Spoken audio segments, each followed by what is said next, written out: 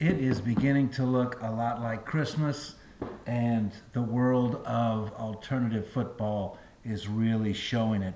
It looks like the XFL USFL merger is going forward, and some of the bad news. So we knew when the merger was announced that everything wouldn't come out where everyone was happy.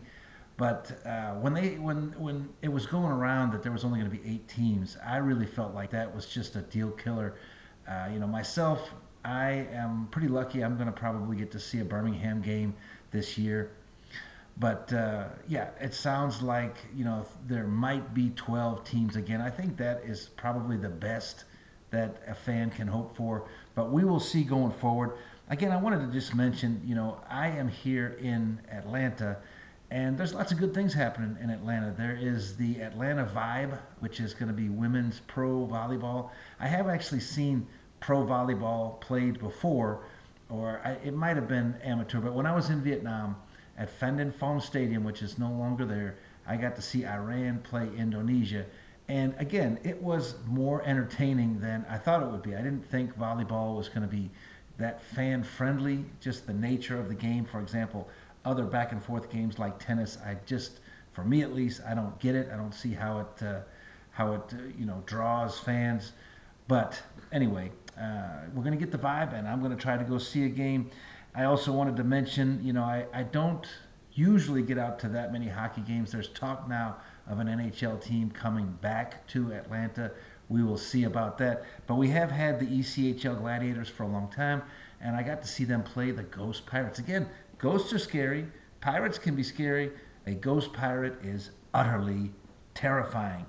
But mostly today, we're still looking at the things that are going on with indoor football. Of course, the Force are going to start playing again downtown in Atlanta. Still not 100% sure about the facility. I'm looking into that, but I will definitely get to see a game.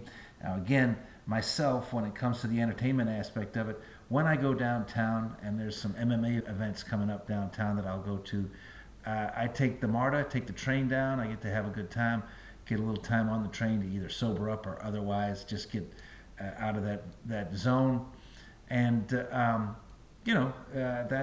what we're going to do, and it looks like that's going to work out this year for us in Atlanta. The St. Louis team, I guess, doesn't start playing until next year. I really hope, and I think it's a long shot, that the Arena Football League becomes stable, goes back to being the premier alternative indoor football league, and is the type of thing that you can, as a fan, you can think, well, I'm going to have a game next year. One of the things I really like about these alternative leagues is that you do get a lot of, there's a lot of change. You get to see new teams. There's teams that are more enjoyable to go see play your team than others. And it's funny because now the American Arena Football League 2, and I don't really understand what the deal is with the AAF1, but they are proving to be a nursery for teams coming forward. I think because the minors will not play in the AIF this year, which they were supposed to, but they are going to play in the AAF2, which is good. The returning champion Bearcats, they play in Metuchen, New Jersey. I apologize if I mangled that name. But it's weird because you look at the facility that's available for the minors, which is also where the ECHL Nailers play, and it's a nice facility. It's fan friendly. Anybody can go see it. But these Bearcats are playing in a sports center, which is not. I don't think they have really capacity for any real fans to show up. And then there's the Texas Hotshots, which have come up as on the internet, Facebook and that sort of thing.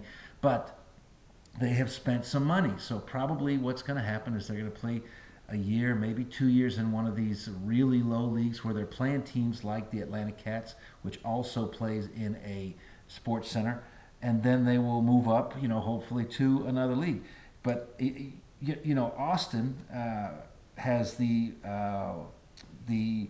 Wolverines, which are going to play in that league. But of course, they also have the Warbirds, which are going to play in the AFL. And I just wanted to mention, they also had the Wranglers that played in the Arena Football League. They played for 4 years. And then there's another team that would come up on my feeds, either Twitter or X or whatever, or Facebook, and you'd see them. And they were the Wild, which I think are now completely defunct. I don't know. And there was the Turf Cats. I think they played in the PIFL. I'm not sure.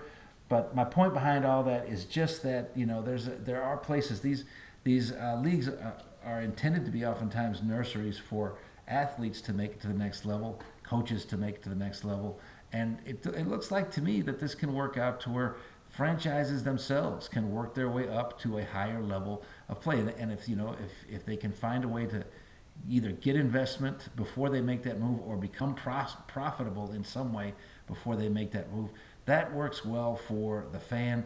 Again, I just wanted to get a couple of those notes in. Let me know what you think.